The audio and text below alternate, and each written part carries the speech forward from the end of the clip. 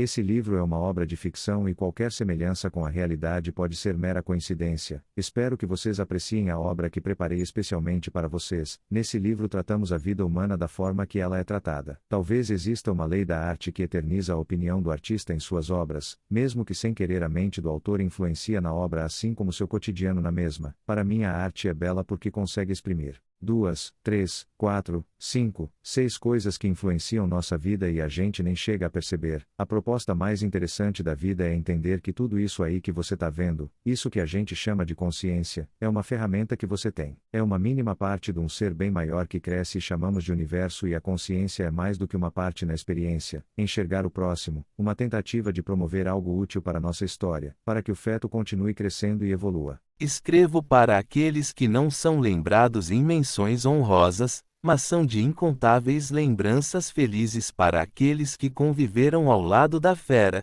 e com a própria vida confirmam a razão em evitar mais cicatrizes. No passo a passo da involução de criança ao monstro, as cicatrizes são o estopim. Há quem diga que é culpa da sociedade, mas quem seria a sociedade se não eu? Você e mais uma caralhada de gente que nem sabe o que tá fazendo aqui. Mesmo que não seja agradável, é melhor ser mais realista e encarar que a feiura do mundo é um singelo reflexo da nossa incapacidade de valorizar o próximo, e se a gente for parar para pensar, estamos sobrevivendo há tanto tempo nesse ritmo, suando a camisa pela migalha do 1% há tanto tempo que o inaceitável se tornou clichê, a ponto de estar se sentindo feliz por estar mais perto, ser mais perto da mesa do seu senhor e receber um tímido pedaço de pão da mão que o escraviza. Não precisamos olhar para os lados, o que está ao nosso redor não importa, não se ganha likes questionando o mundo. A ignorância é uma benção. Quando falo de ignorância, falo também no seu sentido mais profundo, o de ignorar quem somos realmente, e quem é você realmente. Qual máscara você vestiu hoje para ir na padaria, e qual vai vestir para ir no trabalho e na igreja? Qual máscara lhe serve melhor? Não sente falta do seu rosto. Não existe beleza em olhos sem brilho de quem perdeu a fé, mas um olho que brilha pelas notas. Qual é a beleza desse olhar? Somos obras criadas por nós mesmos, dançando conforme a música, buscando a aprovação social de gente que também está na mesma busca vazia. Eu, como escritor desta obra, posso melhor do que ninguém dizer que o ser humano, assim como as obras, são difíceis de compor, e assim como as obras sempre serão moldadas como resposta ao que temos à nossa volta, é inevitável. Quando não estão nos locais corretos, obras de arte não passam de respingos de tinta óleo em uma tela em branco em um lixão qualquer, ou mofando em um porão de uma casa cheia de histórias. Neste livro, a arte imita a vida. A história do personagem principal está totalmente relacionada com a história de cada um de nós, inicialmente de maneira não proposital, eu confesso, mas o universo, simplesmente o acaso, foi colocando cada vez mais situações que me inspiram até hoje a escrever, e eu só escrevo. Eu escrevo sobre fome, frio, sobre fartura e calor, eu escrevo sobre vidas, e cartas que serão lidas além da morte.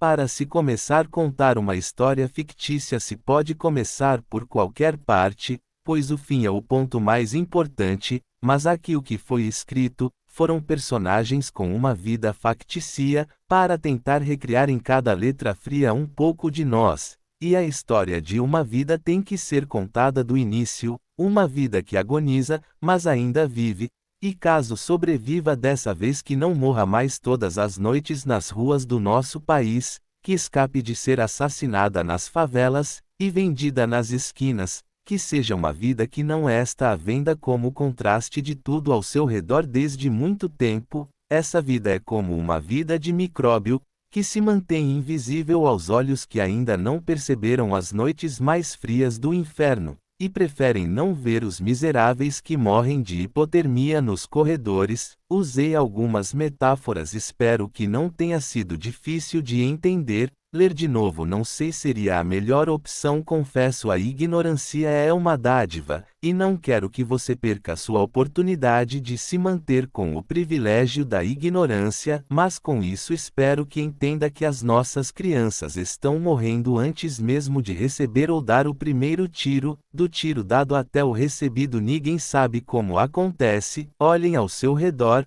faça algo não só porque é seu dever, mas porque o mundo te deve.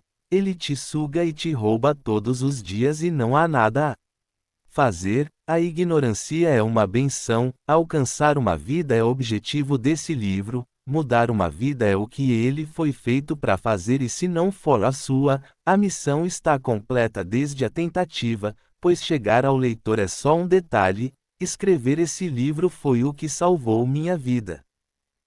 Primeiro capítulo: A vida de lá pela morte de cá. Sejam bem-vindos a São Paulo, dia de Natal de 1991, as árvores das praças estão iluminadas. Uma mulher corre e atravessa a rua sob efeito de drogas, ela está grávida, a julgar pela barriga parece que vai dar à luz em alguns dias. Ela então para no meio da rua alucinando e quase é atropelada por um carro. O pneu derrapa, o cheiro de borracha queimada sobe. O motorista do carro buzina e o carro passa por um tris, mas ela se mantém imóvel, segura em suas alucinações. Essa pobre mulher vive para o sustento do vício, e por conta do vício que se sustenta cada dia o inflexível dilema de sobreviver invisível aos olhos de todos. O filho que essa mulher espera na barriga é consequência da busca pelo sustento desse vício. O garoto pode ser filho de um traficante qualquer ou algum outro nóia que fortaleceu numa pedrinha de crack em troca de uma noite de lascívia na maloca suja. Ela nem se lembra quantas noites foram ou quantas noites ainda faltavam para que um dia ela pudesse se ver livre da dívida. Não demorou muito para a criança nascer e nasceu no dia 25 de dezembro, era noite de Natal e na selva de pedra nascia um menino. Reze para Cristo, como diz a história, nascia mais um pobre menino pobre. No habitat onde misericórdia você só vai achar escrito em algum livro de capa preta debaixo do braços das tia da igreja e só, e que seja bem-vindo ao mundo, menino. Aqui contaremos a história de uma vida se começa a contar pelo começo. Quase todo garoto da rua é de alguma forma igual ao nosso pobre menino pobre, é uma regra do jogo. O garoto até recebeu atenção pois a mãe Noia se esforçava muito para manter o bebê vivo, já que ele tinha sobrevivido a inúmeras tentativas de aborto. A sobrevivência do bebê era algo divino para a mente sequelada da jovem usuária de crack. O bebê nasceu perfeito e ela fumou crack todos os dias de gestação, fora as tentativas criativas de aborto. Só podia ser um milagre, era impossível. Assim ela passou a chamá-lo de Vitório, nome que não pegou, também porque a infeliz só viveu até o pequeno Vitório fazer 1 ano. Alguns dizem que ela morreu em uma cobrança por dívida de drogas ou que finalmente foi atropelada em uma noite de alucinações. Isso tanto faz para mim enquanto narrador dessa história, afinal qual a importância dela? Ela não tinha família ou milhões de fãs nas redes sociais, ninguém sentiu sua falta, ela tinha cicatrizes no corpo, na mente e na alma, marcas de pereba asterisco, espalhadas pelo corpo inteiro ao invés de maquiagem e tatuagem. Seu sorriso era muito longe do Colgate por só possuir alguns dentes, não se via necessidade de higiene bucal e a janelinha até facilitava o encaixe do cachimbo. Seu jeito cadavérico de andar deixava claro que aquela noia já estava fazendo hora extra entre nós. O garoto foi crescendo sem a mãe, que se foi no susto, e no início da vida viveu com a ajuda de tia Francisca, uma ex-prostituta que era amiga da sua mãe antes do declínio que a droga lhe proporcionara. Sua rotina era simples e se baseava em conseguir comida e um lugar para dormir. Não demorou muito para ele fazer amizades com outros garotos que viviam na mesma situação, e com eles pode aprender a ter ambição, e com ela veio a ganância, porque não importa o quanto seja, o ser humano paga qualquer preço para obter o que quer, e pagaria ainda mais caro pelo que ele acha que não poderia ser dele. Vitório foi vigarista mirim nas ruas de São Paulo. Quantos desavisados não caíram na sua lábia, mas era bom mesmo em roubar e furtar. Na infância conheceu o poder entorpecente e maravilhoso da cola de sapateiro, que o ajudava a vencer as noites frias. Em uma dessas noites frias conheceu o crack, uma pedra capaz de levar para andar com os anjos, de fazer se sentir o único habitante de um mundo inteiro de sensações intensas que neutralizam qualquer sentimento por alguns segundos, só para no minuto seguinte te abandonar na realidade humilhante de existir no inferno terreno, enquanto os anjos do inferno dentro e fora de você zombam da sua inútil existência oprimida que se perde em busca do próximo trago. O crack parou de ser consumido por Vitório quando ele tinha 6 anos e estava agachado embaixo de uma marquise junto com Clebinho que na época tinha 10 anos. Eles preparam as cinzas de cigarro sobre os furinhos feitos na lata de refrigerante. Vitório não tinha muita coordenação para fazer isso, mas Clebinho ajudou o amigo. Depois de usarem a droga, Clebinho esticou o colchonete que estava com ele no chão, se deitou e se cobriu, pois já era por volta de 11h30 da noite e aquela noite fazia frio em São Paulo. Vitório se afastou um pouco para dar mais um trago em um lugar que não batia tanto vento para tentar vencer o frio e se distanciou do amigo. Depois de alguns minutos ele ouve xingamentos e a voz do seu amigo Clebinho gritando: "Não faz isso, moço, por favor."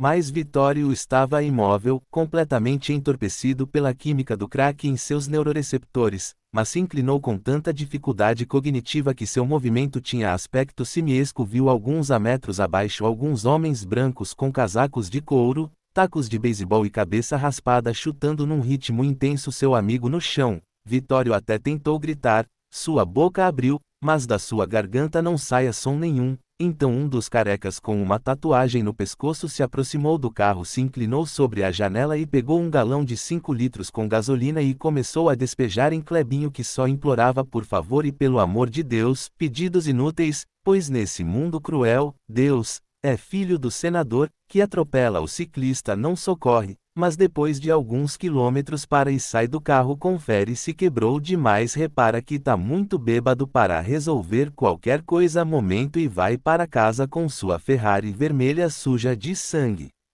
E naquela noite Clebinho foi queimado vivo e Vitório assistiu toda a cena imóvel, e quando o efeito da droga passou seu amigo já era só o cadáver pegando fogo sobre um colchão embaixo de uma ponte qualquer em São Paulo. Cenas fortes, mas cenas comuns em um mundo onde tudo tem um preço e a vida é o que vale menos por aqui.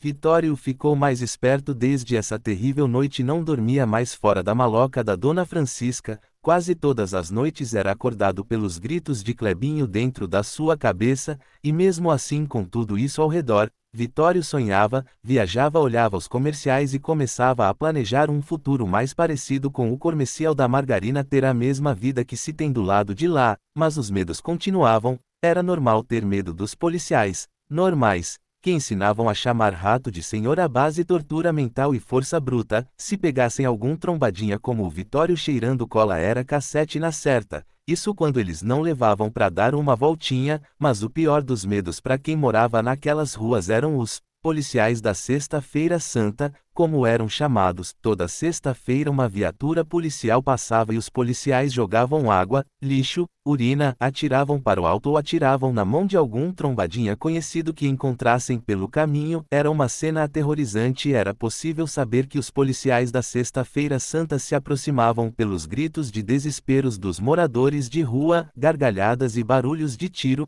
Vitório, que não era bobo, evitava ser visto para que não fosse lembrado e também nunca gostou de depender dos outros, ficar dividindo seus lucros com outros trombadinhas. Ele preferia agir sozinho porque assim ficava mais fácil a fuga e a divisão, e aprendeu bem cedo a roubar no tapa, asterisco, como se dizia entre os garotos. Era fácil só roubar e sair correndo. Logo Vitório aprendeu a andar de bicicleta, quer dizer quase isso, mas pelo menos conseguia pedalar em linha reta por alguns metros. O garoto deu mais um trago na cola de sapateiro e partiu dessa vez junto com outros trombadinhas para o corre. Asterisco, a maré não estava para peixe e estava difícil de achar uma vítima desavisada. Nosso filho tentou puxar uma bolsa, mas a dona da bolsa notou a movimentação e agarrou a bolsa junto a corpo. Vitório viu que não ia conseguir arrancar a bolsa da mão dela sem ajuda e os outros trombadinhas estavam espalhados tentando achar outra vítima. Vitório então saiu correndo e entrando em algumas ruas do centro até sumir da vista de todos que presenciaram a tentativa de assalto. Ainda respirando ofegante, se recuperando da fuga, ele vê uma bicicleta encostada na frente de uma loja. dando sopa, olhou para os lados e não pensou duas vezes e montou em cima da bicicleta. Foi a primeira vez que roubou uma bicicleta. Parecia que seu coração ia explodir para fora do peito, seus pés não alcançavam o chão e seu corpo franzino não estava tão habituado a andar de bicicleta, fazendo ele andar em zigue-zague às vezes pela falta de equilíbrio, mas o melhor incentivo para o sucesso da empreitada era o dono da bicicleta correndo atrás de Vitório e gritando: "Polícia, polícia, alguém me ajuda por favor, ei, pega esse moleque, ele roubou minha bicicleta." Enquanto isso, Vitório seguia pedalando desajeitado e desequilibrado, subindo calçadas e esbarrando nos transeuntes, até sair de vista do homem que gritava desesperado por ajuda. Vitório não sentia medo de cair e seguiu descendo pelas escadas do centro de forma brusca e atravessando cruzamentos enquanto carros derrapavam ao som de xingamentos e buzinadas. Com a fuga concluída, o garoto e a bike até pareciam um só. Vitório gostou tanto da bicicleta que resolveu ficar com ela ao invés de vender lá. Ele estava mais ou menos com 6 para 7 anos e ninguém da quadrilha de trombadinhas tinha uma bicicleta. Poucas vezes alguém tinha trazido uma bicicleta para Maloca, e com muito custo Vitório convenceu Pocorango e Japenga, os seus melhores amigos, que ficar com a bicicleta seria vantajoso para o grupo. Graças aos marmitinhos que a igreja estava distribuindo na praça aquela tarde, eles não precisavam se preocupar em dormir com fome aquela noite, o que era um bom argumento para não vender a bike, mas ainda faltava a cola e como consegui-la. O destino estalou os dedos e Japenga teve a melhor ideia da noite: roubar onde nunca pensaram em roubar antes, e com esse roubo eles teriam cola até para vender, disse Japenga animado. O estalar de dedos do destino todos sabem que é implacável e nunca vem acompanhado de uma música dançante. Ao olhar do outro lado da rua, viram o sapateiro fechar a sapataria à luz do sol. Alaranjava as ruas no entardecer. Resolveram então esperar escurecer um pouco para invadir a sapataria e furtar tudo o que desejassem. Se a ideia era boa, Pocorango insistia em combinar uma estratégia para a invasão, mas Japenga e Vitório não estavam nem se importando com a mania de estrategista de Pocorango, que depois de ser zoado por Japenga e Vitório resolveu ceder e seguir os amigos no improviso. Japenga, sempre metódico, perguntou: "E quem vai ficar de campana quando a gente entrar na loja? Vocês lembram o que aconteceu da última vez, né? Sorte que eu ouvi aquela velha abrindo a porta, não levamos porra nenhuma. E as bolachas Danone? Fala seu, eu não fui brabo, já entramos pela cozinha se louco estouramo." Disse Pocorango. É no papo Pocorango, estouramo, comemo bem aquele dia. E Japenga, o sapateiro não é a pousada da veia cida, depois que ele fechar e sair só vai voltar para abrir amanhã de manhã. Dessa vez a gente vai até descolar uma grana, disse Vitório dando um sorriso que foi respondido pelos amigos e virou uma risada entre os três. Não demorou muito para escurecer e eles não fizeram muita cerimônia, já arrebentaram a janela do fundo e pularam para dentro da sapataria escura, se esgueirando entre as prateleiras para encontrar a tão necessária cola de sapateiro. As crianças só não contavam com a volta do sapateiro, que ao chegar em casa viu sua mulher deitada na cama com outra mulher, delirando de prazeres que ele jamais proporcionaria. Ele até pegou seu revólver calibre 32 com 3 balas para matar as duas, e se matar o número de balas confirmava o que era para acontecer aquela noite, mas aqueles chifres eram mansos demais para a ação. E assim o sapateiro voltou armado, chorando, pensando em se matar dentro do único lugar onde se sentia útil, se sentia homem macho, na sua oficina. No caminho ele chorava e se retorcia como se estivesse sentindo muita dor. Durante o caminho de a pé às vezes cambaleava como se estivesse bebado.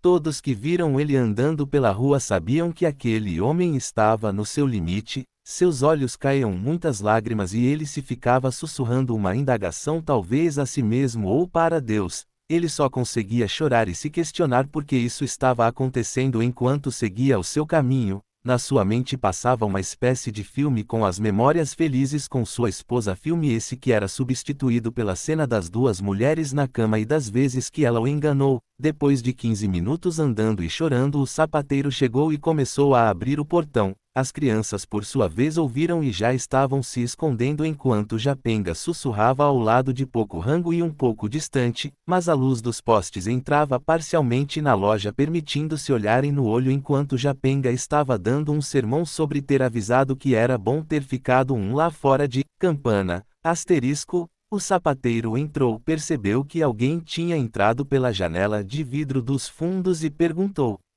"Quem está aí?" E como resposta as crianças jogaram algumas latas que estavam em suas camisetas que nesse momento serviam como uma sacola para o transporte da mercadoria furtada. Foi corre, corre só. Então enquanto corriam as crianças ouviram dois estampidos sequenciados, pac, pac, acompanhado de um terceiro alguns segundos depois, pac. E este último seguido por um silêncio que causava arrepios na espinha a ponto de silenciar por alguns segundos o bairro barulhento do centro de São Paulo. Vitório olhou para os lados e só viu Pocorango que estava respirando ofegante alguns metros atrás dele. Os dois se olharam e novamente olharam para os lados e quando se olharam de novo parece que um sabia exatamente o que o outro estava pensando. Os dois largaram as latas e voltaram correndo até a sapataria e lá eles viram primeiro o corpo de um suicida covarde já sem vida e logo atrás do balcão depois de alguns metros o franzino Japenga agonizando se afogando com o próprio sangue. Dava para ver que tomou 2 tiros só não se via onde a luz dos postes na rua iluminava a loja de forma parcial. Eles chegaram mais perto e viram o seu amigo puxando fôlego atrás de fôlego tentando evitar a morte que já estava ali só esperando a segunda vida da noite a ser tragada. Era o fim dos 3 mosqueteiros.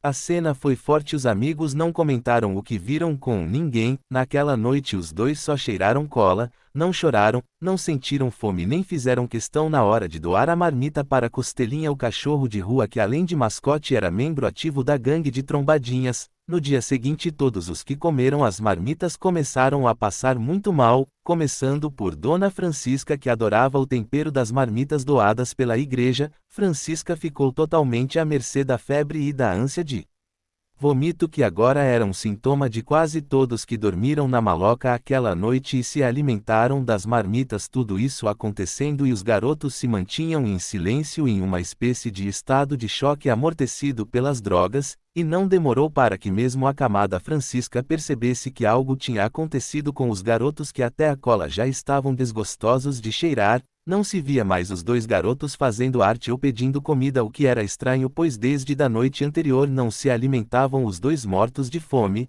Logo com o passar das horas do dia seguinte Francisca vivida como era dedúzio ter sido envenenada, não só ela como todos que comeram aquelas marmitas entregues na noite anterior. Francisca ficou triste ao saber que os 2 garotos não tinham comido das marmitas envenenadas. Ela preferia ver os 2 garotos mortos do que deixar que encarassem mais um dia a selva de pedra e sua injusta cadeia alimentar. Ela observava de longe o sofrimento de cada um que vivia naquelas ruas. A morte para ela era uma espécie de alívio, a chance de finalmente sair dessa vida miserável e ir para o além, seja lá o que for e onde for. Para a maioria das pessoas morrer é desesperador, para os moradores daquelas ruas era um alívio, uma chance de sair das profundezas do inferno e ir para qualquer lugar que fosse longe daquele esgoto. Finalmente Deus ouvia as orações dos seus filhos e agora eles só teriam que aguentar mais algumas horas e no máximo dias, no caso de alguns, para que esse sofrimento chegasse ao fim quando o veneno tivesse cumprido seu papel, dando alívio para os corpos que agonizavam há muito tempo nas calçadas do centro. A maloca estava lotada e a maioria dos seus moradores estavam deitados se retorcendo de dor, esperando a morte chegar. Francisca chamou então Pulguinha, como Vitório era chamado de forma carinhosa por Dona Francisca durante a infância. "Pulguinha, vem cá." Quando o menino chegou perto dela ela disse: "Garoto, Deus às vezes dá coisas ruins para as pessoas boas, e dá coisas boas a pessoas ruins. A vida é assim. Mas saiba que tudo o que acontecer é porque são lutas dignas de você. Eu vivo há anos nessas ruas, muito do que eu vi você também vai ver e não vai ser fácil, por isso seja forte, é necessário que tudo seja assim. Existe um mundo melhor e bem maior do que essa sarjeta que vivemos, e um dia você vai conhecer esse mundo também. Eu sei que o Japenga se foi, eu não sei como, mas eu sei que se foi. Eu vejo isso nos seus olhos, meu filho, não dá para esconder. E eu também estou indo embora, como você também pode ver nos meus olhos. Aprenda isso. Os olhos das pessoas são as janelas da alma, filho. Os olhos não mentem bem por muito tempo, agora posso agradecer a Deus por finalmente ouvir minhas súplicas e lamentações, meu sofrimento acabou, vou finalmente descansar e tudo que eu levo comigo é a tristeza dos frutos que colhi, eu não me orgulho do que cultivei, mas passei muito tempo vivendo do arado para me arrepender dos frutos da terra, talvez hoje você não me entenda, Vitório, mas vai fazer sentido quando você crescer. A comida que comi ontem foi feita por alguém muito mal, disso não tenho dúvidas, tão mal que mal sabe o bem que me fez, o que ontem foi veneno hoje se torna o antídoto de todo o meu sofrimento, daqui a algumas horas eu já não vou estar mais aqui, estarei livre e você vai seguir crescendo porque é forte e foi escolhido. O pobre garoto ficou desolado e sem resposta para tudo aquilo, e começou a chorar com essa despedida, só conseguia dizer que era mentira o que a verdade havia esfregado na sua cara em letras grandes, até onde há a maldade do homem, pessoas sendo queimadas nas ruas, um dos seus melhores amigos foi assassinado a tiros e sua mãe de criação foi envenenada e por quem, para que? E por quê? Quem ganhava e o que ganhava com toda essa maldade no mundo? Perguntas essas que insistem em se manter sem resposta para uma pobre criança de quase 7 anos. O dia seguinte amanheceu frio como os 7 corpos que permaneceram imóveis durante o decorrer dos dias que se passavam até o cheiro começar a incomodar os transeuntes e alguém tomar uma providência e o rabecão chegar. O garoto se tornou forte, absorveu o último ensinamento da velha Francisca e se preparou para esperar o pior dia após dia. Como bom aluno, aprendeu com a sociedade o que é ser sociável e foi desumanizado pela própria sociedade. Ainda criança, aprendeu que o mal é relativo entre quem o faz e quem o recebe. O mal para o outro quase sempre seria bom para ele. Aprendeu que a bondade do homem doa com uma mão, mas a ganância humana toma com as 2 mãos de quem precisou da doação da bondade. Aprendeu que a melhor forma de ser ouvido é através da violência, mas por outro lado tornava impossível de ser entendido. Parecer forte, poderoso e impiedoso eram objetivos brilhantes na mente do garoto. Ele até tentou vender balas no farol conversando sozinho com carros de vidro fechado numa tarde quente. O ar do lado de fora era seco e amargo e seguia condicionado pela fome de alguns dias, o que o levou rapidamente levou nosso filho à profissão de quebrador de vidros e se especializou no de crime furto qualificado no farol, levava de tudo: GPS, celulares e bolsas. O vidro aberto ou fechado para ele agora não fazia a mínima diferença, pouco importava agora se seria na bala de goma ou na de ponto .40, o objetivo do garoto seria alcançado todos os dias antes de dormir. O garoto seguiu órfão, foi criado pela própria sociedade, por isso corriqueiramente o chamarei de nosso filho, afinal a sociedade que vivemos que educou o nosso filho. Seu primeiro círculo social durante a primeira fase da infância foi formado por pessoas que ele viu morrer na sua frente, em sua maioria envenenados, outros assassinados a sangue frio. Vitório desde cedo se acostumou a esperar o pior da sociedade. Depois da morte de Dona Francisca, o pobre menino pobre estava se deixando levar pelo vício nas drogas e cada vez mais ele estava consumindo crack. Andando de praça em praça sem expectativa, cada dia ele parecia mais uma miniatura de sua mãe. Era um menino calado, com um olhar maldoso e observador, sempre olhando para um lado e para o outro como que se estivesse sempre esperando a alguém, os olhos fixos na presa que passa distraída observando as lojas e tem a sua bolsa arrancada dos seus braços e o garoto corre satisfeito que agora vai conseguir comprar o seu alívio. Eu conheço pessoas que gostam de beber, que gostam de cheirar, mas nunca conheci alguém que gosta de fumar crack que utilize essa droga porque gosta. Todos que eu conheço usam o crack para fugir daqui, para escapar da realidade, triste e desesperadora, mas real. É crack que faz com que eles não moram e nem se matem, só para sugar aos pouquinho toda a alma vivente do ser.